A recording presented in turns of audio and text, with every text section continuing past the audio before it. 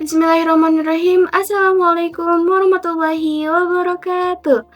Halo teman-teman semua, izin memperkenalkan diri, nama saya Rizky Nabila dengan NPM 24062125027 dari Program Studi Pendidikan Agama Islam Semester 2. Setelah perkenalan ini, saya ingin mengajak teman-teman untuk sedikit merenungkan tentang Al-Quran yang selama ini kita baca.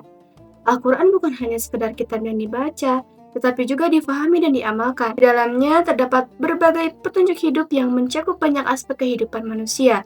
Namun, untuk memahami isi Al-Quran secara utuh, diperlukan pemahaman yang tidak hanya bersifat umum, tapi juga mendalam. Disinilah pentingnya ulumul Quran sebagai ilmu yang membantu menjelaskan berbagai hal yang berkaitan dengan Al-Quran. Berangkat dari pemahaman tersebut, pada video tugas kali ini, saya akan mengajak teman-teman untuk melihat lebih jauh bagaimana Al-Quran membantu kita dalam memahami Al-Quran secara lebih mendalam. Juga dalam video kali ini, saya akan menjelaskan 7 materi yang telah saya pelajari selama semester ini. Selanjutnya, untuk memahami pembahasan ini secara lebih terarah, kita akan mulai dari latar belakangnya terlebih dahulu. Latar belakang ulumul Quran. Al-Quran sebagai pedoman hidup umat Islam mengandung banyak ajaran yang mencakup berbagai aspek kehidupan.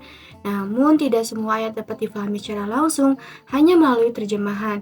Terdapat ayat-ayat yang memiliki konteks tertentu, sebab turunnya, serta makna yang mendalam. Sebagaimana Allah Subhanahu wa Ta'ala berfirman dalam Quran Surat An-Nahl ayat 44 yang berbunyi, A'udzu billahi minasy syaithanir rajim. Bismillahirrahmanirrahim. Wa anzalna ilaika dzikra litubayyina lin-nasi ma nuzzila ilaihim. Artinya, dan kami turunkan kepadamu Al-Quran agar engkau menjelaskan kepada manusia apa yang telah diturunkan kepada mereka. Dari sinilah muncul ulumul Quran sebagai ilmu yang memahami Al-Quran secara benar dan menyeluruh. Setelah memahami latar belakangnya, selanjutnya kita akan melihat pengertian, objek kajian, serta ruang lingkup dari ulumul Quran.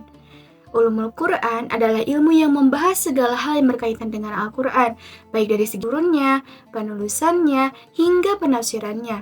Sebagaimana dalam Quran Surat Al-Qamar ayat 17, Bismillahirrahmanirrahim.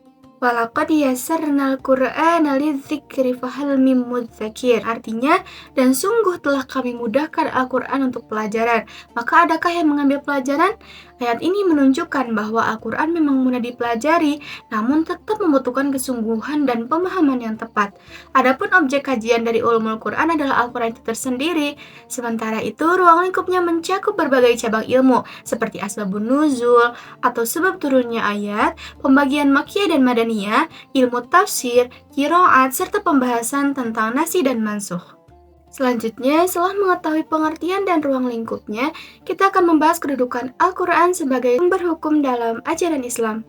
Al-Quran merupakan sumber hukum utama dalam Islam.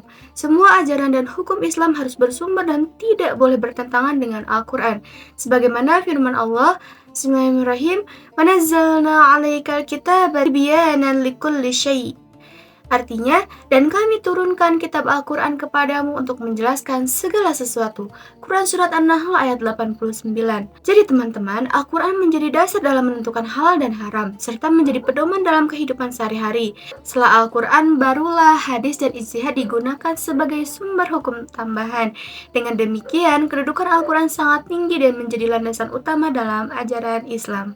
Pembahasan selanjutnya mengenai urgensi ulumul Quran dalam memahami Al-Quran. Ulumul Quran sangat penting dalam memahami Al-Quran karena pertama, mencegah kesalahan dalam penafsiran ayat. Yang kedua, membantu memahami konteks turunnya ayat.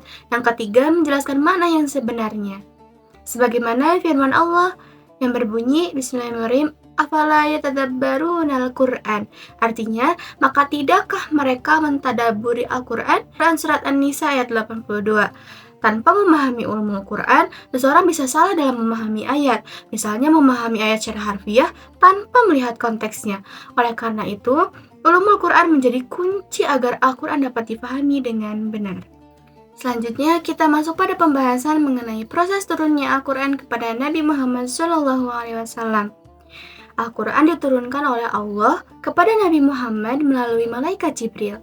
Proses turunnya berlangsung selama kurang lebih 23 tahun, dimulai ketika Nabi berusia 40 tahun hingga menjelang wafatnya.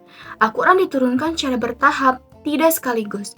Hal ini bertujuan agar mudah difahami oleh umat, mudah dihafal sesuai dengan kondisi dan peristiwa yang terjadi. Sebagaimana Allah berfirman, "Wa Qur'ana faraqnahu litaqra'ahu 'alan nasi 'ala muktsٍ wa nazzalnahu tanzila." Artinya, dan Al-Quran itu telah kami turunkan secara berangsur-angsur agar engkau Muhammad membacakannya kepada manusia perlahan-lahan, dan kami menurunkannya secara bertahap. Quran Surat Al-Isra ayat 106.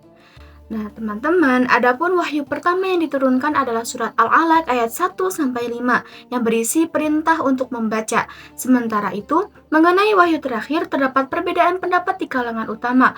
Pendapat yang paling kuat menyebutkan bahwa wahyu terakhir adalah surat Al-Maidah ayat 3 yang menjelaskan bahwa agama Islam telah disempurnakan.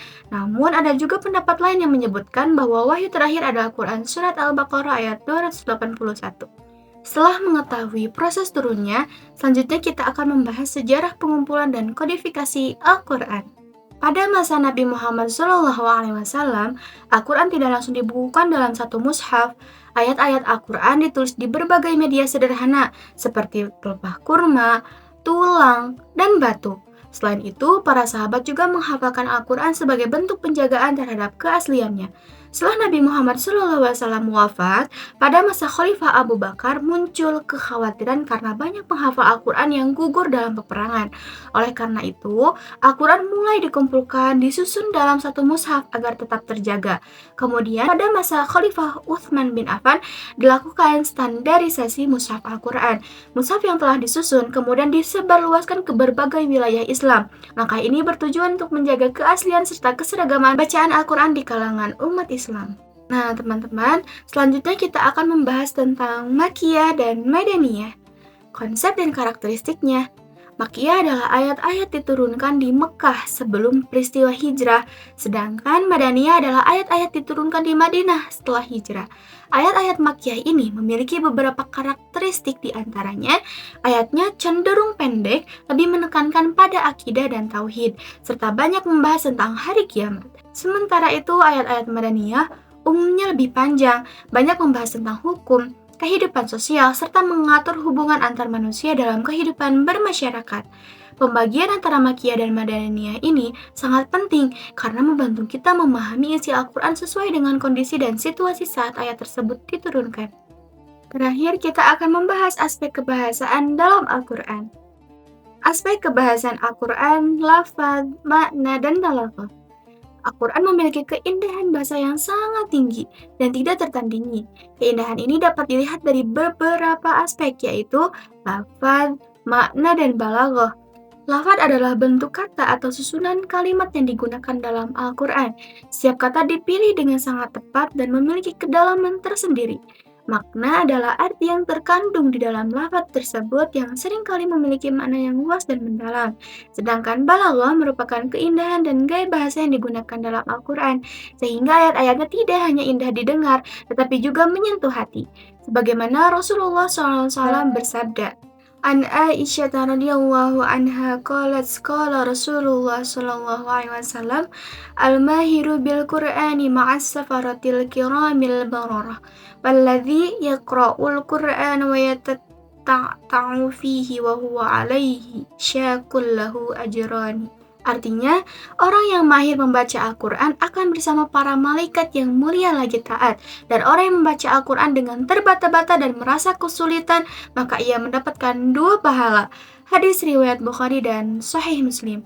Melalui aspek kebahasan ini dapat kita pahami bahwa Al-Quran tidak hanya mengandung makna yang dalam, tetapi juga memiliki keindahan bahasa yang luar biasa. Tak terasa kita berada di penghujung pembahasan, yaitu kesimpulan. Jadi teman-teman, dapat disimpulkan ulumul Quran merupakan ilmu yang sangat penting untuk memahami Al-Quran secara benar dan mendalam. Dengan mempelajari ulumul Quran, kita tidak hanya bisa membaca Al-Quran, tapi juga memahami makna, konteks, dan tujuan dari setiap ayat, sehingga dapat mengamalkannya dalam kehidupan sehari-hari. Semoga apa yang disampaikan dalam pembahasan ini dapat menambah pemahaman kita terhadap Al-Quran dan mendorong kita untuk lebih dekat dengannya.